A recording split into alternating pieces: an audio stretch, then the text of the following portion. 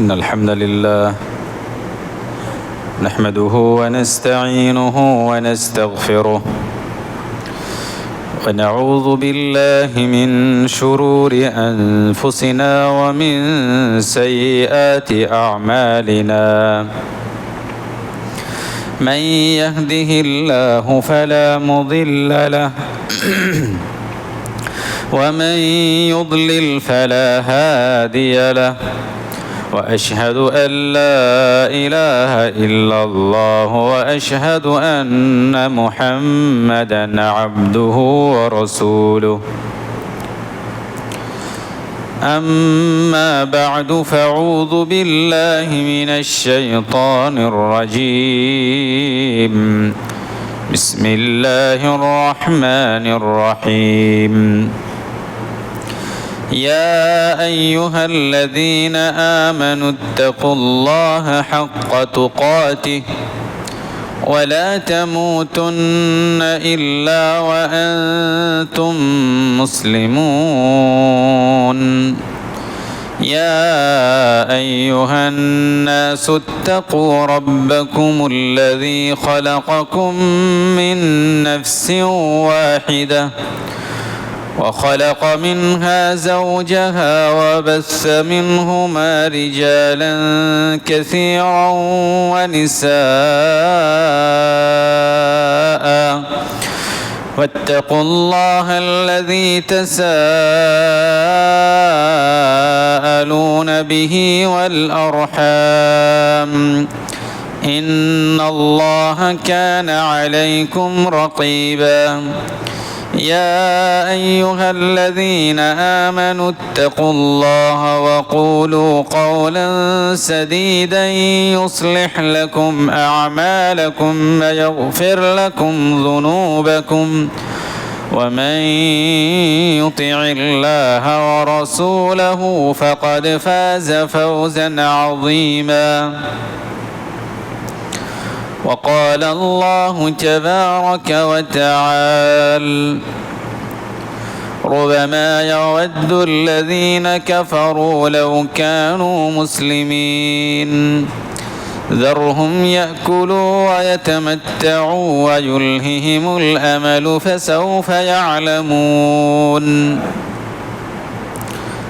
عن عبيد الله الأسلمي رضي الله عنه قال قال رسول الله صلى الله عليه وسلم لا تزول قدم عبد يوم القيامة حتى يسأل عن عمره فيما أفناه وعن علمه فيما فعل فيه وعن ماله من أين اكتسبه وفيما أنفقه وعن جسمه فيما أبلاه সমস্ত প্রশংসা সেই মহান রব্বুল আলামিনের জন্য যিনি আমাদেরকে পবিত্র দিনে পবিত্র স্থানে একত্রিত হওয়ার তৌফিক দান করেছেন। তার প্রশংসার জন্য আমরা সকলে বলি আলহামদুলিল্লাহ। দরুদ ও সালাম বর্ষিত হোক মুহাম্মদুর রাসূলুল্লাহ সাল্লাল্লাহু আলাইহি ওয়াসাল্লামের উপর। আল্লাহুম্মা সাল্লি আলাইহি আল্লাহুম্মা বারিক আলাইহি আল্লাহুম্মা সাল্লি ওয়া সাল্লিম আলা নবিয়িনা মুহাম্মদ। কোরআনে কারীম থেকে কয়েকটা আয়াত তেলাওয়াত করেছি এবং একটি হাদিসের কিছু অংশ পাঠ করেছি। ইনশাআল্লাহ এই আয়াত এবং হাদিসকে সামনে রেখে কিছু দিক নির্দেশনা আপনাদেরকে দেব যাতে করে আপনারা উপকৃত হতে পারেন।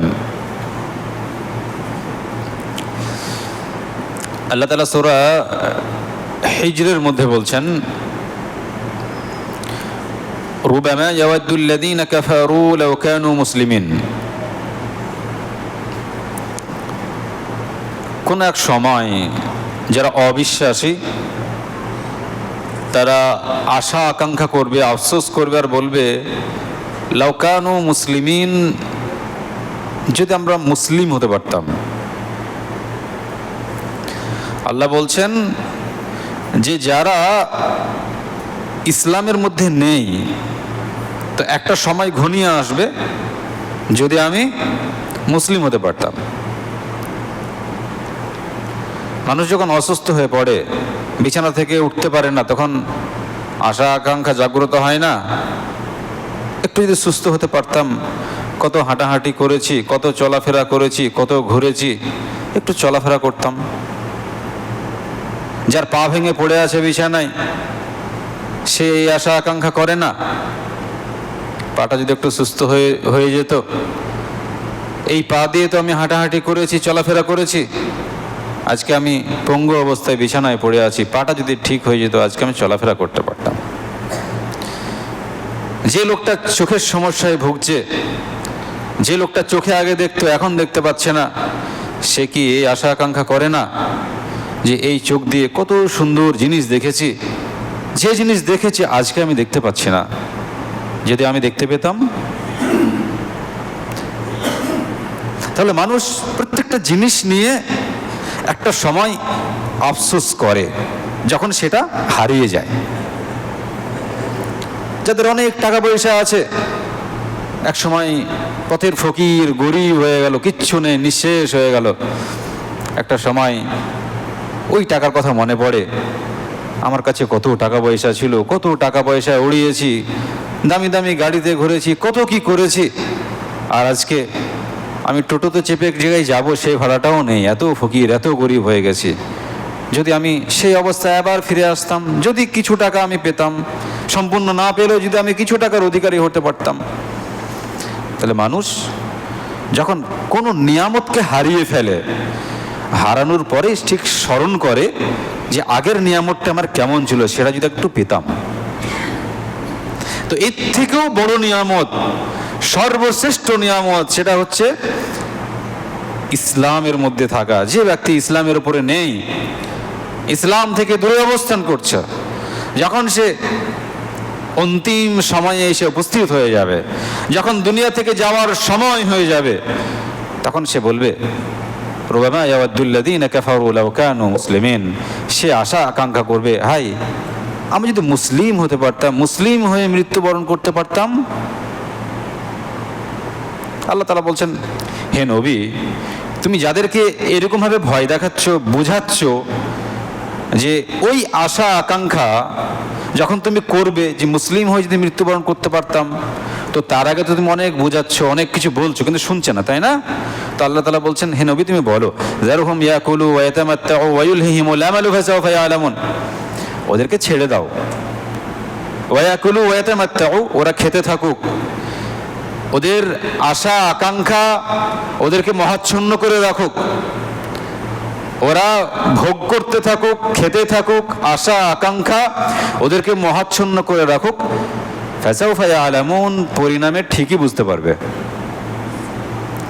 মানে বাচ্চা ছেলেকে যেমন তার পিতা বুঝায় যে বেটা এটা করো না, এটা করলে এই ক্ষতি হবে, এটা কেন করছো, ভালো করে পড়াশোনা করো, পড়াশোনা না করলে একদিন তোমাকে কাজ করে খেতে হবে, ভালো করে পড়াশোনা করো, তুমি ডাক্তার হবে, ইঞ্জিনিয়ার হবে, পড়াশোনা করে তুমি সম্মান পাবে। তো একটা পিতা, একটা মাতা তার সন্তানকে সুন্দরভাবে বোঝানোর চেষ্টা করে। কেন বোঝানোর চেষ্টা করে? যাতে তার পরিণতি খারাপ না হয়, সে যেন তার লাইফটাকে ভালোভাবে সেটেল করতে পারে, সুন্দরভাবে জীবনযাপন করতে পারে। একজন পিতা, একজন মাতা তার সন্তানকে সুন্দরভাবে বোঝায়, সে বুঝতেও পারে যে আব্বা আমা কি বলতে চাইছে। তো তার থেকেও সহজভাবে আল্লাহ তাআলা আমাদেরকে বুঝিয়েছেন, আল্লাহ তাআলা আমাদেরকে বুঝাচ্ছেন যে দেখো সময় কিন্তু ঠিকই একদিন আসবে, ইসলামের মধ্যে থাকছো না, ইসলামের কোনো কিছু পালন করছো না, তো একটা ওইরকম সময় এসে উপস্থিত হবে যে সময়ে তুমি আশা আকাঙ্ক্ষা করবে, ফাসাউফা ইয়ালামুন লাউ কানু মুসলিমিন, তুমি এই আশা আকাঙ্ক্ষা করবে যদি আমি মুসলিম হয়ে মৃত্যুবরণ করতে পারতাম। কিন্তু সেই সময়ের আফসোস, আশা আকাঙ্ক্ষা তোমার কোনো কাজে আসবে না, কারণ এই সময় আসবে সেই কথা তোমাকে আগেই জানিয়ে দেওয়া হয়েছে, আগেই বলা হয়েছে, আগেই সতর্ক করা হয়েছে। কেন তুমি সতর্ক হওনি? প্রকৃতপক্ষে একজন মুমিন, একজন মুসলিম, একজন ইমানদার ব্যক্তি যে আল্লাহ তাআলাকে ভয় করে, সে সদা সর্বদা দুনিয়ার যা কিছু আছে সমস্ত কিছু ভোগ করবে, আর সাথে সাথে ওই ভোগ করে আল্লাহ তাআলাকে স্মরণ করবে যে আল্লাহ যা কিছু ভোগ করছি সবই তোমার, যদি কোনো ভুল ভ্রান্তি হয়ে যায় তুমি ক্ষমা করো, আমি যা খাচ্ছি এই খাওয়ার নিয়ামত, এই খাওয়ার শুকরিয়া তো আমি আদায় করতে পারবো না, আল্লাহ তুমি যদি সব কিছু খুঁটিনাটি আমার ধরো, কিয়ামতের দিনে আমি বাঁচতে পারবো না। অতএব হে আল্লাহ, তোমার নিয়ামত, তোমার সব কিছু, তোমার দেওয়া শক্তি, সমস্ত কিছু নিয়ে এই দুনিয়াতে আমি বিচরণ করছি, এই দুনিয়াতে আমি চলাফেরা করছি, অতএব আল্লাহ কিয়ামতের দিনে আমাকে পাকড়াও করো না। সে দুনিয়াতে ভোগ করবে, সব কিছু করবে, কিন্তু ওই ভোগ করতে গিয়ে আল্লাহ তাআলাকে কিঞ্চিত পরিমাণ, বিন্দু পরিমাণও আল্লাহ তাআলাকে স্মরণ ছাড়া সে তার বাইরে চলবে না, সবসময় স্মরণ করবে। মুহাম্মদ রাসূলুল্লাহ সাল্লাল্লাহু আলাইহি ওয়াসাল্লাম একদিন বলছেন আয়েশা রাদিয়াল্লাহু আনহাকে, কিয়ামতের দিনে আল্লাহ তাআলা যে বান্দার খুঁটিনাটি হিসাব নেবে সেই ব্যক্তি নিশ্চিতভাবে ধ্বংস হয়ে যাবে। কিয়ামতের দিনে আল্লাহ তাআলা কোনো বান্দার যদি খুঁটিনাটি হিসাব নেন, তাহলে সেই বান্দা যত আমল নিয়েই উপস্থিত হোক না কেন, সেই বান্দা কিয়ামতের দিনে আল্লাহর যে ভয়াবহ শাস্তি তা থেকে বাঁচতে পারবে না। আয়েশা রাদিয়াল্লাহু আনহা বললেন, ফাম্মা মান উতিয়া কিতাবাহু বিয়ামিনিহি, যার ডান হাতে আমল নামা দেওয়া হবে তার তো হিসাব সহজ হবে। আল্লাহ সাল্লাল্লাহু আলাইহি সাল্লাম বললেন, ডান হাতে আমল নামা দেওয়া হবে, হিসাব সহজ হবে, এর মানে হচ্ছে শুধু আমলটা তার হাতে দেওয়া হবে। কিন্তু আল্লাহ তাআলা যদি সেই বান্দার প্রতি রহমতের দৃষ্টি না দেন, কোনো দিক থেকে রাগান্বিত থাকেন, সে দুনিয়াতে বিচরণ করেছে, অহংকার করেছে, দুনিয়াতে অপচয় করেছে, আল্লাহ তাআলার বিধানকে লঙ্ঘন করেছে, কিন্তু নেকির কাজ ঠিকই করেছে, কিন্তু এমন কিছু কাজ হয়তো করেছিল আল্লাহ তাআলা তার দিকে রহমতের দৃষ্টি দিচ্ছেন না, আর আল্লাহ তাআলা খুঁটিনাটি হিসাব নিচ্ছেন যে বান্দা তুমি কি কি করেছিলে, অমুক দিন এই কাজগুলো করনি, অমুক দিন এই অপচয়গুলো করনি, অমুক দিন নির্জনে তুমি এই অন্যায় কাজগুলো করনি। তুমি কি জানো না যে আজকে আমি খুঁটিনাটি হিসাব এরকম ভাবে নেব? এই কথা কি তোমাদের কাছে পৌঁছায়নি? এই কথা কি তোমাদেরকে জানানো হয়নি? তো যার হিসাব আল্লাহ তাআলা কিয়ামতের দিনে খুঁটিনাটি নেবেন, সূক্ষ্মভাবে নেবেন, সেই ব্যক্তি ধ্বংস হবেন। অতএব এই ভয় আমাদের মধ্যে রাখতে হবে যে আমি যে আমল করছি, এই আমল নিয়ে কি আমি জান্নাতে যেতে পারবো? আমার মধ্যে ওই ধরনের কাজ কিছু হয়ে যাচ্ছে না তো? আমি ওই ধরনের কোনো কাজ করছি না তো যে কাজের দরুন আল্লাহ তাআলা আমার প্রতি নারাজ হয়ে সূক্ষ্মভাবে কোটি কোটি মানুষের সামনে জিজ্ঞাসা করবেন যে বান্দা অমুক অমুক দিন দেখো তো এই কাজটা করেছো কি না? তুমি রাত্রি জেগে জেগে এই ফিল্মগুলো দেখোনি, রাত্রি জেগে জেগে এই অন্যায় কাজগুলো করনি, অমুক জায়গায় এরকম ভাবে মাল আত্মসাৎ করনি, অমুক জায়গাতেও অমুক ব্যক্তির প্রতি এরকম জুলুম করনি। যদি আল্লাহ তাআলা খুঁটিনাটি এরকম ভাবে হিসাব নেন, সেই ব্যক্তি কি হবে? ধ্বংস হয়ে যাবে। মুহাম্মদ রাসূলুল্লাহ সাল্লাল্লাহু আলাইহি ওয়াসাল্লাম বলেছেন, লা ইউদখিলু আহাদাম মিনকুম আমালুহুল জান্নাহ ওয়া লা ইউজিরুহু মিনান নার ওয়া লা আনা ইল্লা বিরাহমাতিল্লাহ। কিয়ামতের দিনে কোন ব্যক্তি তার আমল নিয়ে, তার নেকি নিয়ে জান্নাত পৌঁছতে পারবে না, জান্নাত যেতে পারবে না। ওয়ালা ইউজিরুহু মিনান নার, এবং সেই ব্যক্তি তার নেকি নিয়ে জাহান্নাম থেকেও বাঁচতে পারবে না। সাহাবারা বললেন, হে আল্লাহর রাসূল সাল্লাল্লাহু আলাইহি ওয়াসাল্লাম, আপনি তো নিষ্পাপ, আপনার কোনো পাপ নেই, আপনি কি আপনার নেকি নিয়ে জান্নাত পর্যন্ত পৌঁছতে পারবেন না? আপনি কি জান্নাত যেতে পারবেন না? মুহাম্মদুর রাসূলুল্লাহ সাল্লাল্লাহু আলাইহি ওয়াসাল্লাম বললেন, ওয়ালা আনা ইল্লা বিরাহমাতিল্লাহ, আমিও আমার নেকি নিয়ে জান্নাত যেতে পারবো না, জাহান্নাম থেকে বাঁচতে পারবো না। ওয়ালা আনা ইল্লা বিরাহমাতিল্লাহ, যদি আল্লাহ তাআলা আমার দিকে রহমতের দৃষ্টিতে, দয়ার দৃষ্টিতে না তাকান। সুবহানাল্লাহ ওয়া বিহামদিহি। মুহাম্মদ সাল্লাল্লাহু আলাইহি ওয়াসাল্লাম পর্যন্ত দুনিয়াতে যত নেকি করেছেন, যত আমল করেছেন, ইবাদত বন্দেগী করেছেন, তিনি সেই আমল, সেই নেকি নিয়ে তিনি এটা ভাবছেন না যে আমি আমার নেকি নিয়ে, আমার আমল নিয়ে কিয়ামতের দিনে আমি সহজেই জান্নাতে চলে যাব। এই কথা মুহাম্মদুর রাসূলুল্লাহ সাল্লাল্লাহু আলাইহি ওয়াসাল্লাম বলছেন না, বরং তিনি বলছেন আমি নেকি করে যেটা নিয়ে যাব কিয়ামতের দিনে, যদি আল্লাহ তাআলা আমার দিকে রহমতের দৃষ্টিতে, দয়ার দৃষ্টিতে তাকান, তাহলে আমি জান্নাত যেতে পারবো, নেকি নিয়ে জান্নাত যেতে পারবো না।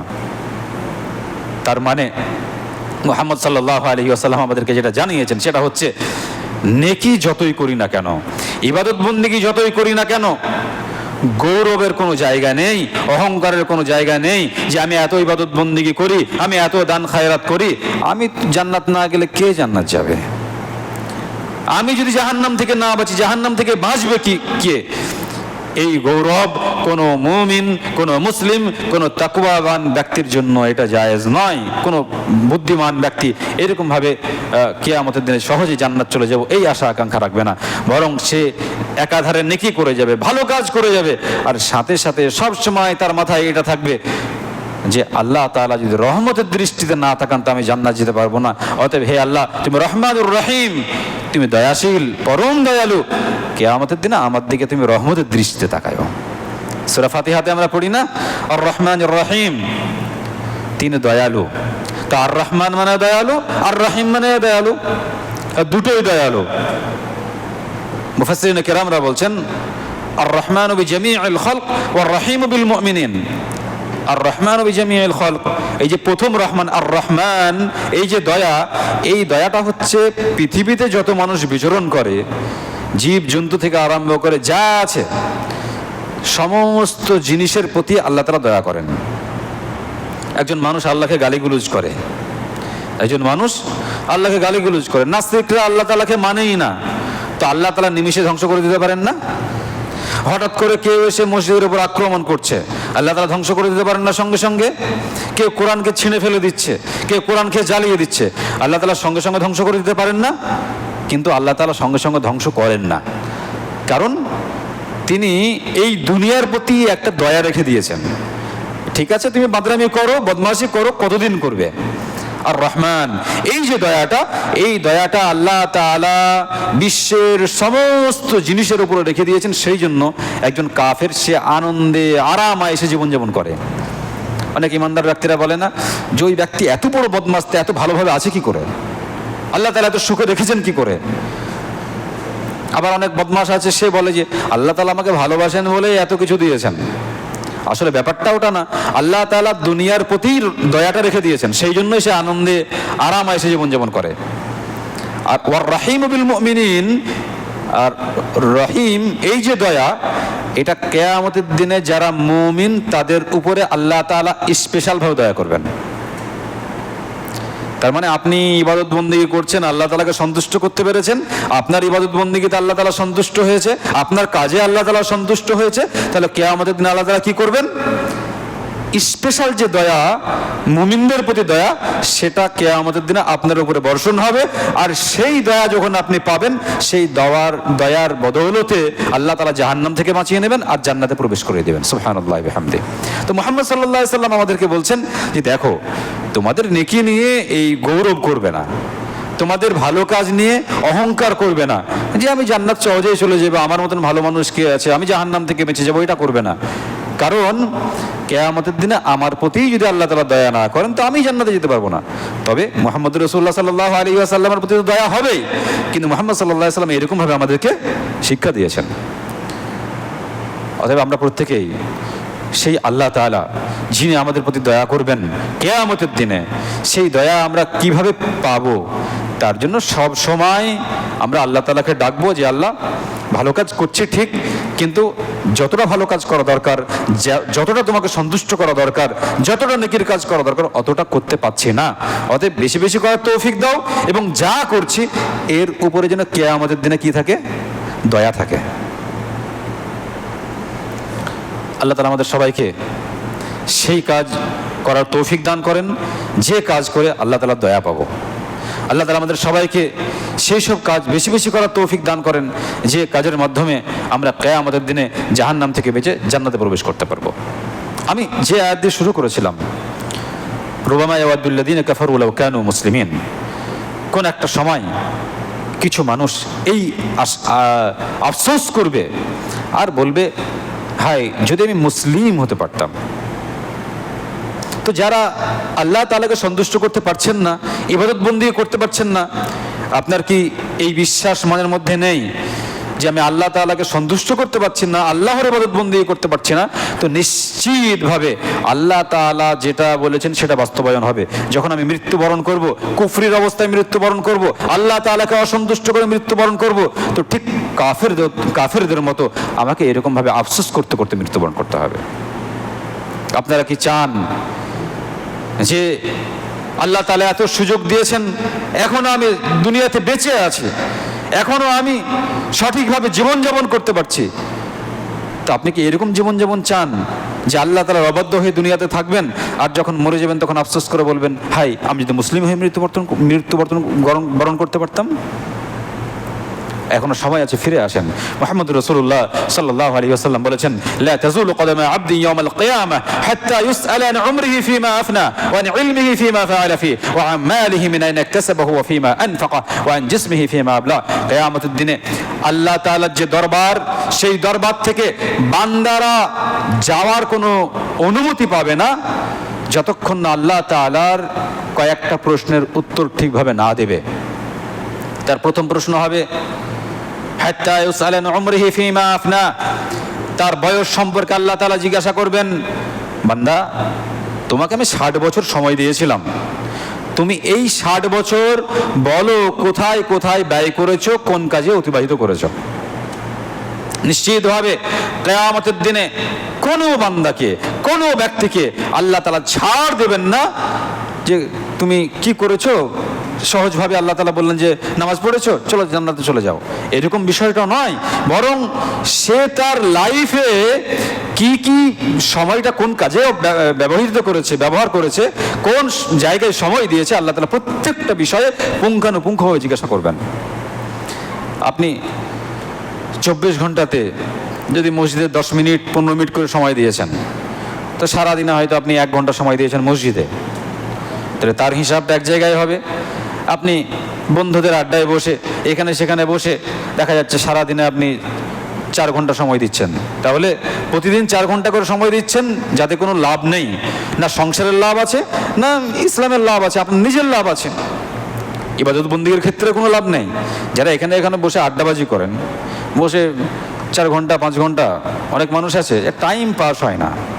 টাইম পাস, ওখানে সব জিজ্ঞাসা হবে টাইম পাস কি জিনিস। আপনি বলেন টাইম পাস হয় না, আর টাইম পাস কি? মানুষের সময় তো খুবই কম। আমাদের সময় কতটা? আমার উম্মতি মা বাইনা 60 ইলা 70 ওয়া আকাল্লুহুম মান ইয়াজুজু যালিক। আল্লাহ রাসূল সাল্লাল্লাহু আলাইহি ওয়াসাল্লাম বলেন আমার উম্মতের বয়স গড় আয়ু 60 থেকে 70 বছর।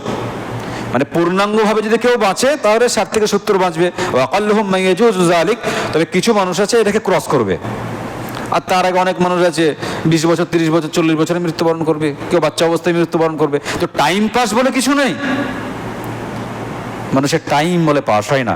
সেই জন্য এখানে সেখানে বসে ঘন্টার পর ঘন্টার সময় নষ্ট করছে। আবার কেউ 4-5 জন বসে সময় পাস করছে, মানে বসে গল্প করছে, ওই ফাঁকে ফাঁকে আল্লাহ তাআলাকেও স্মরণ করছে, জিকির আজকার করছে। যে ব্যক্তি জ্ঞানী সে ব্যক্তি যে টাইমটা যেখানে বসছে আল্লাহ তাআলাকে কোনো না কোনো দিক থেকে স্মরণ করছে। তো আপনি সারা দিনে এই 24 ঘন্টার সময় যেটা আপনি অতিক্রম করছেন, আপনি সময়টা কিসে অতিক্রম করছেন, কোন সময় আপনি কোন কাজে লাগিয়েছেন, কিয়ামতের দিনে আল্লাহ তাআলার সামনে আপনাকে জিজ্ঞাসা করা হবে। আপনি পরিপূর্ণভাবে বলে দিতে বাধ্য হবেন যে আল্লাহ আমি এই সময় এই কাজে ব্যবহার করেছি। তো আপনার যে এই লাইফ, আপনার যে জীবন, এই জীবনে আপনি যে সময়টা ব্যয় করলেন, যদি আল্লাহ তাআলা সন্তুষ্ট হন যে বান্দাকে তো আমি দুনিয়াতে ইবাদতবন্দি করার জন্য পাঠিয়েছিলাম, তো যথাসময় সে ইবাদতবন্দি করেছে, যা করার দরকার সব করেছে, অতএব আমি বান্দাকে ক্ষমা করে দিলাম, আমি বান্দার প্রতি সন্তুষ্ট, তাহলে আপনি সাকসেস। আর দেখা গেল সামান্য পরিমাণ নামাজ না পড়লে লোকে কি বলে, রোজা যদি না করি লোকে অন্য কিছু বলবে, মানে উদ্দেশ্য এমনটা নয় যে আল্লাহ তাআলার সন্তুষ্টির জন্যই করছি আর আল্লাহর ইবাদতবন্দি করার জন্যই দুনিয়াতে এসেছি, দুনিয়াতে বেঁচে আছি আল্লাহর জন্য, মরে যাব আল্লাহর জন্য, এই উদ্দেশ্য নিয়ে ইবাদতবন্দি নয়। না করলে কেমন হয়, বয়সও হয়ে গেছে, না করলেও হয় না, বাড়িতে খুব বকাবকি করছে, তা আপনার উদ্দেশ্য আল্লাহ তাআলাকে সন্তুষ্ট করার জন্য নয়, জোর করে যেন করতে হচ্ছে, যেন এতে কোনো আপনার কোনো মানে লাভ আছে, দুনিয়ার কোনো লাভ আছে এই জন্য আপনি করছেন। কোনো মানুষ আপনাকে বলছে ইবাদতবন্দি করো, তার যেন কোনো লাভ আছে, সে করলে কোনো হয়তো টাকা পয়সা পাবে, বারবার আপনাকে বলছে, আপনি গুরুত্ব দিচ্ছেন না। তো আপনি কিভাবে ইবাদতবন্দি করছেন, আপনি কি করছেন, কিয়ামতের দিন আল্লাহ তাআলা জিজ্ঞাসা করবেন। এখন আপনি যদি উত্তর ঠিকভাবে না দিতে পারেন তাহলে আপনি ফেঁসে যাবেন, জাহান্নামে আপনাকে চলে যেতে হবে। অতএব আমরা যে এই মূল্যবান সময়টা অতিবাহিত করছি, এই মূল্যবান সময় সম্পর্কে নিশ্চিতভাবে আল্লাহ তাআলা জিজ্ঞাসা করবেন। যে আল্লাহ তাআলা আমাদেরকে বিধান দিয়েছেন, আল্লাহ তাআলা আমাদেরকে সঠিকভাবে চলতে বলেছেন, তার সামনে আপনি দাঁড়াবেন আর আল্লাহ তাআলা আপনাকে বলবেন যে বলো তুমি কিভাবে জীবনযাপন করেছো। এবার আপনি কি আমল করছেন, আপনি তৈরি থাকেন, ঠিকভাবে যদি আমল করেন তাহলে বাঁচতে পারবেন, আমল যদি না করেন তাহলে আপনি জাহান্নামে চলে যাবেন। মুহাম্মদ রাসূলুল্লাহ সাল্লাল্লাহু আলাইহি ওয়াসাল্লাম বলছেন ওয়ান ইলমিহি ফীমা ফাআলা ফি, তারপর আল্লাহ তাআলা জিজ্ঞাসা করবেন বান্দা তুমি ইলম অর্জন করেছো, সেই ইলম বা সেই জ্ঞান দিয়ে তুমি কি করেছো, সেই জ্ঞান দিয়ে কি নিজের মধ্যে কোনো আলো আনতে পেরেছো? অনেক মানুষ জ্ঞানী আছে, অনেক শিক্ষিত আছে, কিন্তু সেই শিক্ষা কোনো কাজে লাগাতে পারে না। অনেক শিক্ষিত কিন্তু তার দ্বারাতে এমন কোনো হারাম কাজ, নোংরা কাজ নেই যা সে করে না। অনেক শিক্ষা আছে, অনেক শিক্ষিত মানুষ সমস্ত হারাম কাজ, নোংরা কাজ সমস্ত কিছু করে, তাহলে তার শিক্ষা কোনো কাজে লাগেনি, তার শিক্ষার কোনো দাম নেই। তো কিয়ামতের দিন আল্লাহ তাআলা শিক্ষা সম্পর্কেও জিজ্ঞাসা করবেন, বান্দা তুমি কি শিখেছো এবং সেই শিক্ষা মোতাবেক কি আমল করেছো, তোমার শিক্ষার কাজটা কোন কাজে ব্যবহার হয়েছে। অতএব আপনার সময়, আপনার শিক্ষা এই সম্পর্কে আল্লাহ তাআলা জিজ্ঞাসা করবেন। আল্লাহ তাআলা আপনার ধন সম্পদ সম্পর্কে জিজ্ঞাসা করবেন, বান্দা তোমার উপার্জনের টাকাটা কোথা থেকে এসেছে? তুমি তো অনেক বড় লোক ছিলে, অনেক ধন সম্পদের অধিকারী ছিলে, বলো এই টাকাটা কোথাকার, কোথা থেকে টাকা এসেছে? সে বলবে যে আল্লাহ আমি হালালভাবে উপার্জন করেছি, হালালভাবে ওই ইনকাম করেছি, তাই আমার কাছে এসেছে। যদি আপনার জবাব সঠিক হয় তাহলে আল্লাহ তাআলা জিজ্ঞাসা করবেন ফিমা আনফাকা, ঠিক আছে তুমি হালালভাবে উপার্জন করেছো, এর বলো এটা খরচ কিভাবে হয়েছে। তার মানে আপনি হালালভাবে উপার্জন করলেই নাজাত পেয়ে যাবেন এমনটি না, হালালভাবে উপার্জন করার সাথে সাথে তার ব্যয় সম্পর্কেও জিজ্ঞাসা করা হবে, ব্যয়টা তুমি কিভাবে করেছো। অতএব যারা উপার্জন করছেন তাদেরকে সতর্ক থাকতে হবে যে উপার্জন মানে এটা নয় যে কিয়ামতের দিনে উপার্জন সম্পর্কে আল্লাহ তাআলা জিজ্ঞাসাই করবেন না, যে উপার্জন করছি এ থেকে কিছু দান খায়রাত করে দেবো, আমি কিছু হারাম উপার্জন করলাম, আমি কিছু দান করে দিয়ে সমস্ত কিছু একদম আমার এটা হালাল হয়ে যাবে, বিষয়টা কিন্তু এমন না। আপনার সমস্ত উপার্জনের টাকা সম্পর্কে আপনি জিজ্ঞাসিত হবেন এবং তা কোথায় ব্যয় করলেন সে ব্যাপারেও জিজ্ঞাসিত হবেন। ওয়ান জিসমিহি ফিমা আবলা, এবং একজন বান্দা তার বডি সম্পর্কে জিজ্ঞাসিত হবে, তার শরীর সম্পর্কে জিজ্ঞাসিত হবে যে বান্দা তোমাকে এত সুন্দর শরীর দিয়েছিলাম, এত শক্তি দান করেছিলাম, বলো তোমার ওই সুন্দর শরীর, শক্তিশালী শরীর, ওটাকে কোন কাজে তুমি ব্যবহার করেছো।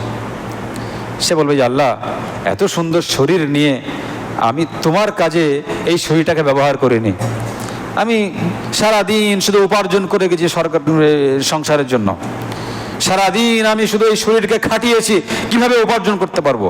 আমার এত হৃষ্টপুষ্ট শরীর, আমার শরীরে যে শক্তি ছিল সেই শক্তিটা সমস্ত আমি দুনিয়ার জন্য ব্যবহার করেছি, তোমার জন্য ব্যবহার করিনি।